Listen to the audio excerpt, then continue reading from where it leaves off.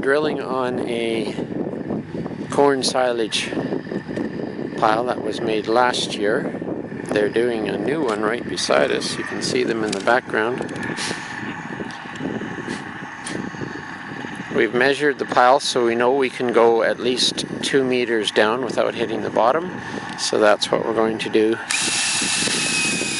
Normally we would only drill about 2/3 of a meter and take it out and then clean it out. And if it cleans out easy, then you know you can do more. On some piles, it's difficult to remove the sample, so you need to know that it's easy to remove before going the full meter depth. In this case, we're familiar with this pile and we know that we can clean out 1 meter without difficulty. Use the short end of the stick, as I call it, to make the first poke, because often it's quite difficult. And then you can flip it over. Keep your hand behind the ball at all times and then push it out. We like to use a plastic trough, PVC pipe, about a 3-inch diameter, and we cut about 1/3 of it. And that way we can have a look and see if there's anything unusual in it. In this case, there's some mold at the top. And we know that the farmer is removing that off the pile before he feeds it. So we're not going to include that in our sample for analysis because the farmer normally removes that anyway.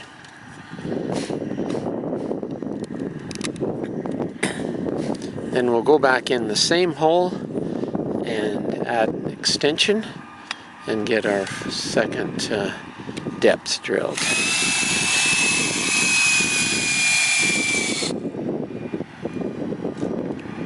If you have a deeper pile, of course, you can add a second or third extension if you want to.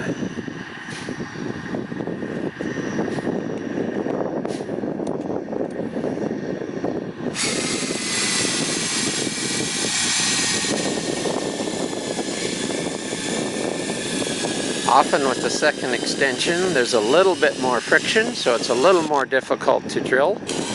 In this case, not too much difference, but also when you stop and reverse the drill, you want to be hanging on with 2 hands because there's a lot of torque and it can be hard on your wrist if you're not hanging on with both hands when you do the reverse motion. Even with only one drill left in, or one probe left in, you still want to have a good grip on it so that it doesn't jerk your wrist.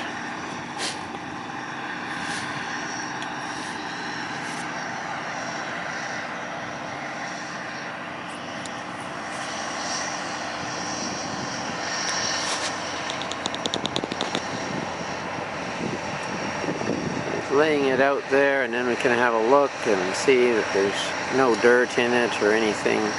If we saw some mold or something like that, then you could go back and take more samples and see how extensive it is.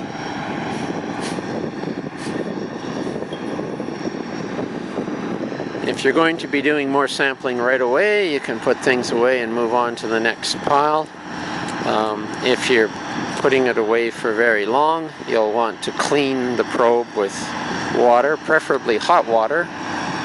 You can put put a rag on the end of your stick and poke it through the middle to clean that out, and then wipe the outside. If you don't wipe it off, you'll find that it's more resistance. When you go to drill the next one, you'll find it harder to drill and harder to clean the sample out. After you've taken as many samples as you feel you want to, then bag them up and send them off for analysis.